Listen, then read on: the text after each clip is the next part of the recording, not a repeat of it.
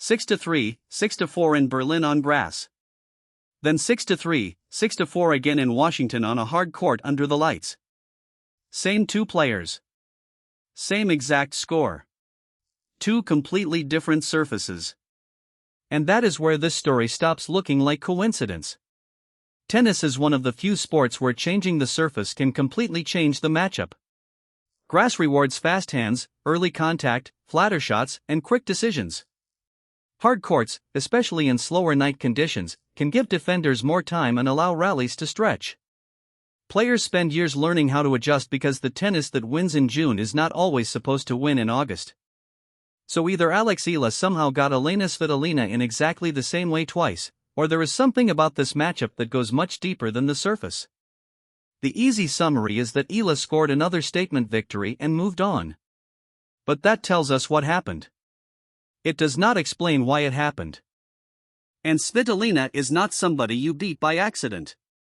She has been ranked as high as number 3 in the world, reached 4 Grand Slam semifinals, won an Olympic bronze medal in Tokyo, and collected 20 career titles.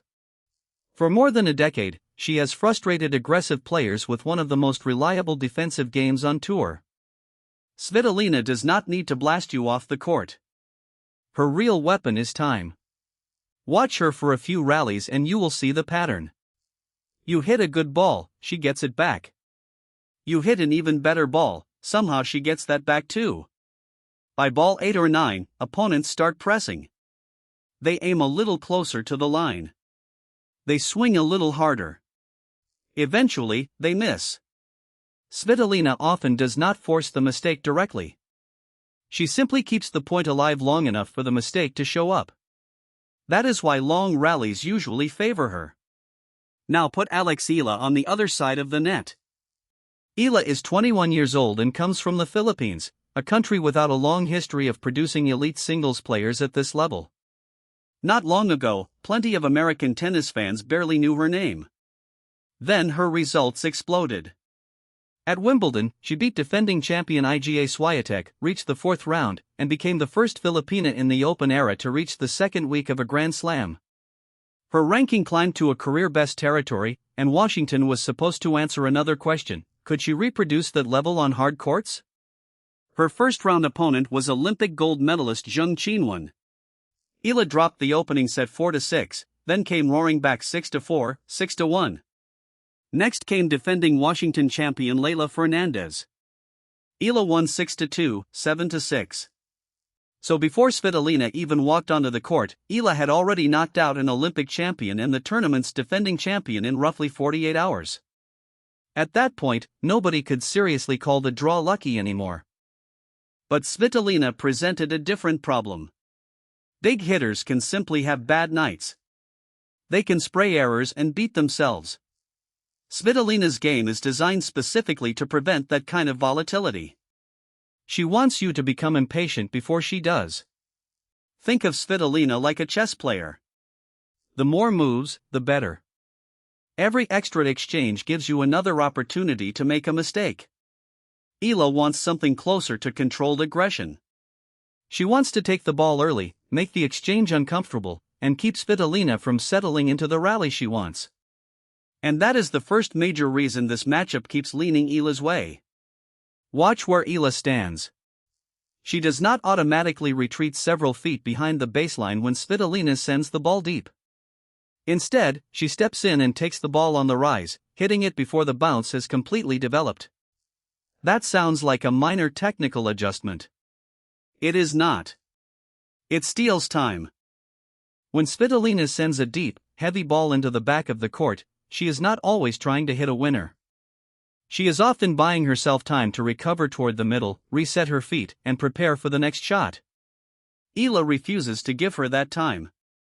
She takes the ball early and sends it back while Svitolina is still recovering. Do that once and Svitolina can survive.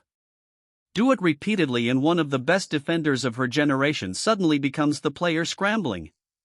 Berlin gave everyone an easy excuse. Grass is fast. The bounce stays lower. The ball gets through the court quickly.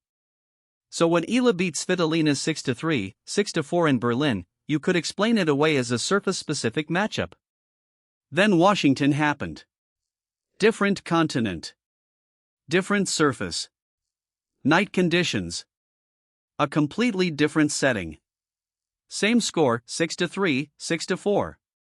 At that point, the surface explanation gets a lot harder to defend. The more convincing explanation is that Eala is attacking something that travels with Svitolina everywhere, her need for recovery time. And the second set in Washington made the pattern even clearer. Svitolina moved ahead and appeared to be entering the phase of the match where her experience usually becomes more valuable. Instead, Eala broke back, leveled the set, then held for 4-3. 3 straight games disappeared from Svitolina during exactly the stretch where younger opponents often start getting frustrated. But here is the catch. Taking the ball early is not some secret tennis trick. Coaches teach it everywhere. Plenty of young players try it. Most cannot sustain it. The margin for error is tiny. Hit the ball before it reaches the comfortable part of the bounce and your timing has to be razor sharp. Against a top 10 defender, a typical young player may hit 3 spectacular winners and then miss the next 10 trying to reproduce them. Eala has been showing a different level of control. Against Fernandez, she committed only 4 unforced errors in the opening set while playing an aggressive, high-risk style. That explains how she can control rallies. It still does not fully explain her week. Because 3 days earlier against Fernandez, Eala was down 1-5 in the second set. Fernandez had won 5 straight games. She was the defending champion. Everything about the match appeared to be moving toward a deciding third set. Instead, Eala won 6 of the final 7 games and dominated the tiebreak 7-1. Fernandez finished with 42 unforced errors. That 1-5 comeback matters because it connects to a larger pattern. Against Jing Qinwen, Eala lost the first set 4-6 and then won 6-4, 6-1. Against Fernandez, she recovered from 1-5. Against Svitolina, she fell behind during the second set, then immediately reeled off 3 straight games. 3 matches. 3 moments when the match began leaning away from her. 3 recoveries. And that may be the most interesting part of Eala's rise. Calling her a giant killer almost sells her short. A giant killer can have one magical afternoon. Everything lands, a superstar goes home, and 2 weeks later the player who produced the upset disappears. What Eala is showing looks less like one extraordinary level and more like an unusual ability to reset. Call it deficit immunity. For most players, falling behind creates psychological debt. Lose one break and frustration starts building. Lose another and the pressure compounds. At 1-5, you are not only dealing with the scoreboard anymore. You are carrying every mistake that got you there. Eala often appears to play the next point as if none of that exists. Same positioning. Same early contact. Same commitment. That becomes especially important against somebody like Svitolina, whose entire style is designed to make frustration accumulate. Svitolina makes matches expensive. One extra ball, then another, until the opponent finally pays for all those rallies with a bad decision. But what happens if the opponent refuses to carry the bill? That is where the 2 layers connect. First, Eala steals Svitolina's physical time by taking the ball early. Second, she appears unusually good at denying Svitolina the psychological leverage that comes from building a lead. Take away both, and suddenly the identical Berlin and Washington scorelines make sense. Same mechanism. Same result. And the evidence extends beyond Svitolina. For weeks before Washington, Eala defeated defending Wimbledon champion Iga Swiatek. In Washington, she eliminated defending champion Leylah Fernandez. 2 tournaments. 2 reigning champions. Fernandez was especially interesting because she had already beaten Eala earlier in the season in Stuttgart, 6-1, 6-4. Washington was not simply another upset. Eala reversed a matchup that had gone heavily against her before, winning 6-2, 7-6 despite trailing 1-5 in the second set. Then look at the ranking trajectory. In early 2025, Eala was around number 140 in the world. By March 2026, she had climbed near number 32.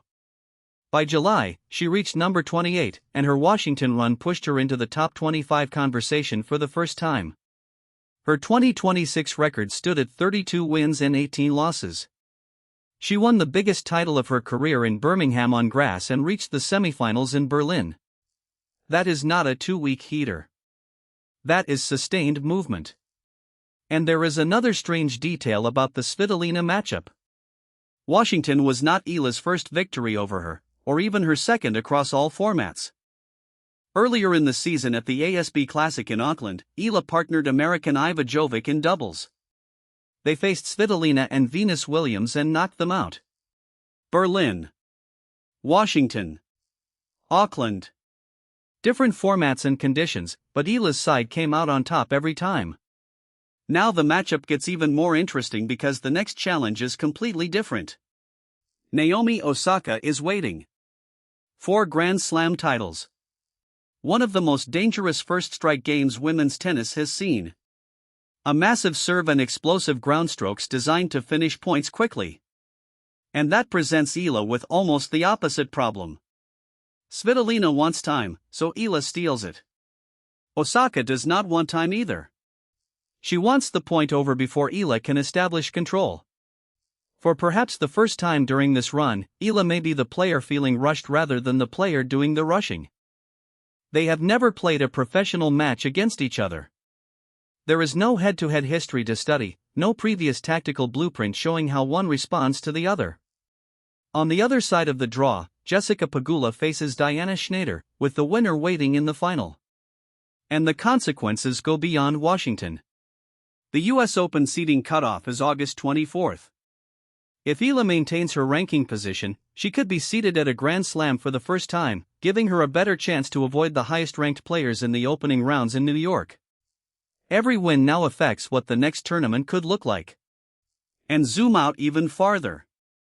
No player from the Philippines, man or woman, has previously climbed into this kind of territory in professional singles.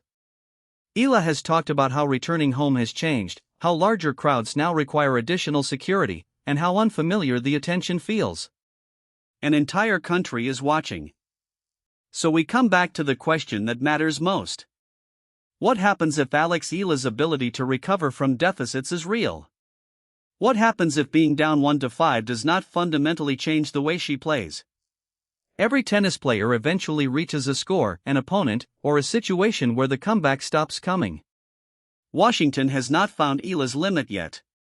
Wimbledon did not find it either. Maybe Naomi Osaka will.